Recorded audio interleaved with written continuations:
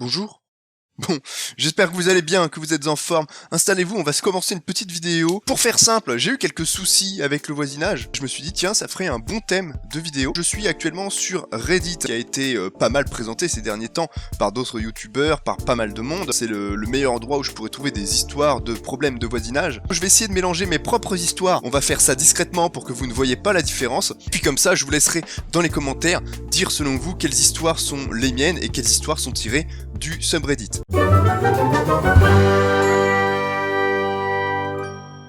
Première histoire, je l'ai déjà lue, elle est un petit peu longue, mais je vous en fais un résumé. Un couple qui a acheté une maison, ils trouvent dans leur piscine à l'arrière une famille qui est en train de se détendre. Il leur explique que c'est chez eux, vous ne venez pas dans la piscine des gens. La mère répond oui, mais l'ancien propriétaire était d'accord avec ça. Le nouveau propriétaire n'est pas d'accord avec ça, donc vous dégagez. Le gars a installé des panneaux no trespassing, vous savez les fameux panneaux qu'on connaît tous, qui disent vous ne rentrez pas. Et malgré tout, il y avait encore des traces de personnes qui s'incrustaient dans la piscine. Il a retrouvé des capotes, il a retrouvé des cigarettes, c'était dégueulasse. Il a compris que c'était le vendredi soir quand lui et sa femme partaient pour des activités du soir pour se détendre un petit peu. Et donc, un vendredi, ils ont décidé de tendre un piège. Ils se sont cachés dans la cabane de jardin. Ils ont observé gentiment. Au bout d'un moment, il y a 6 couples qui sont incrustés dans leur jardin, qui ont commencé à utiliser la piscine, qui ont fumé de l'herbe. Ils ont clairement commencé à organiser une orgie dans la piscine du voisin. Au final, les flics sont arrivés, ils ont embarqué un petit peu tout le monde, envoyé une facture de nettoyage de la piscine, quand même, à la mère. Au bout de 1 an, la mère et ses enfants ont déménagé et ils n'ont plus jamais entendu parler d'eux.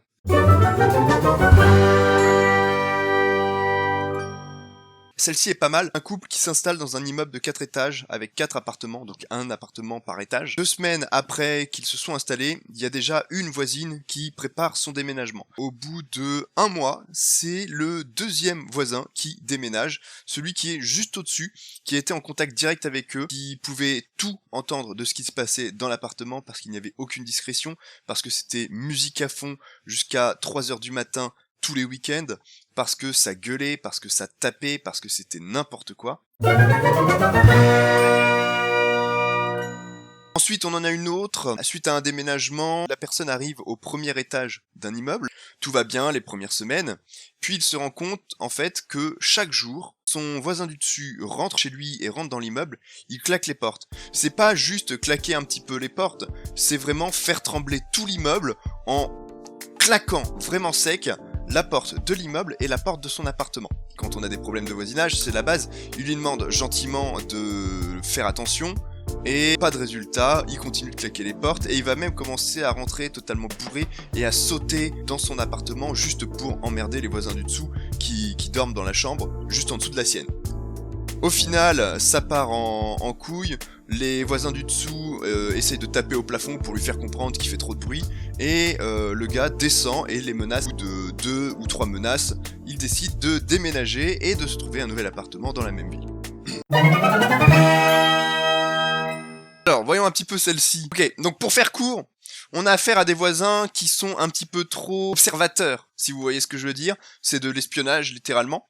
Et le mec en a marre, en fait, que ses voisins le regardent tout le temps. Ils sont juste à côté. La maison est presque collée. Il y a très peu d'espace entre les 2 bâtiments. Et ce qu'il a décidé de faire, c'est d'être beaucoup trop gentil avec eux. Dès qu'il les voit le regarder à la fenêtre, il va aller vers eux. Hey, salut, leur faire la conversation, être intrusif. Les gens vont commencer à arrêter de regarder parce qu'ils en ont marre qu'ils viennent toujours s'incruster et leur parler. Puis à un moment, il y a un de ses amis qui vient, ils ont un trip entre eux, c'est de se faire des doigts d'honneur et de s'insulter. Pas de chance, il y a les voisins qui étaient en train de regarder à la fenêtre. Ils trouvent un plan absolument génial. Il leur fait croire qu'il va tuer le gars parce qu'il lui a fait un doigt et qu'il lui a mal parlé. Il va pourchasser son meilleur ami en voiture avec un fusil à pompe. On est en Amérique, évidemment, c'est normal. Il explique son truc à son meilleur ami et le meilleur ami lui dit « Non mais attends, tu peux pas t'arrêter là ». Et la suite, c'est tout simplement, au bout de 20 minutes, le gars est rentré chez lui.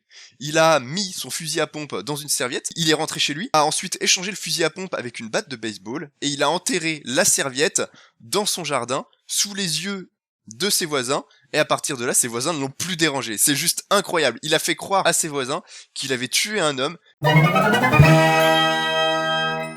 Donc là, on a une petite affaire en Australie. C'était pendant la saison des grands feux qui a eu lieu il y a quelques mois. Grosse restriction sur l'eau. Et toute la famille était partie du coup un petit peu sur les côtes, dans une région un petit peu plus safe. Ils ont demandé à des amis de surveiller la maison pour voir si tout allait bien de temps en temps tout de même. Les amis en question les ont prévenus, ils ont reçu une facture d'eau de plus de 500 $. Le père de famille est passé à la maison pour voir ce qui se passait. Et il a découvert en fait que la voisine d'à côté avait cassé la barrière, détourné l'eau de leur maison, et l'utiliser pour son jardin. Elle aurait utilisé d'énormes quantités d'eau pour son jardin, pour remplir aussi son réservoir d'eau, et laisser les voisins payer à sa place. Au final, ils ont envoyé toutes les photos, toutes les preuves, elle a dû rembourser et payer une amende pour l'utilisation d'eau qu'elle avait. Elle a juste entretenu son jardin, alors qu'il y a des pompiers, des fermiers qui doivent se limiter en utilisation d'eau dans une période très compliquée en Australie. Et enfin, on a l'histoire d'un couple qui s'achète une petite maison, 3 mitoyennetés sur la maison, donc tu te dis forcément, sur les 3, il y a au moins une des maisons qui va poser problème, tu vois, c'est la base. Et finalement, contre toute attente, un jour de fête de la musique, ce sont les voisins d'en face, de l'autre côté de la route, donc sans aucune mitoyenneté, qui posent problème. Le gars travaille dans une boîte de nuit, donc il a le matériel pour faire du bruit, et l'utilise pour une soirée. Alors, gentiment, tu leur demandes à minuit s'ils peuvent baisser le son, et la première chose qu'ils te répondent, c'est « Nous sommes en dessous de 90 décibels, nous ne sommes pas dans l'illégalité, donc nous ne baisserons pas le volume, et vous pouvez aller vous faire foutre. » À partir de ce moment-là où tu as été poli, et où les discussions n'aboutissent pas, le gars est plutôt conciliant et gentil, il va patienter quand même jusqu'à 2 heures pour téléphoner à la police. Les gendarmes vont sans doute passer pour lui dire de couper, ça n'aura pas fonctionné puisque à 4 heures, il doit rappeler les gendarmes pour une nouvelle intervention. La musique est toujours là, les basses sont toujours là. Il se levait à 5 heures du matin et à 5 heures du matin, les basses étaient toujours là, donc aucun signe d'arrêt de la musique. Par contre, il a bien vu ses voisins l'observer quand il partait. Bon, et puis venez pas me dire, oui, tu fais chier quand même, ils ont le droit d'écouter de la musique.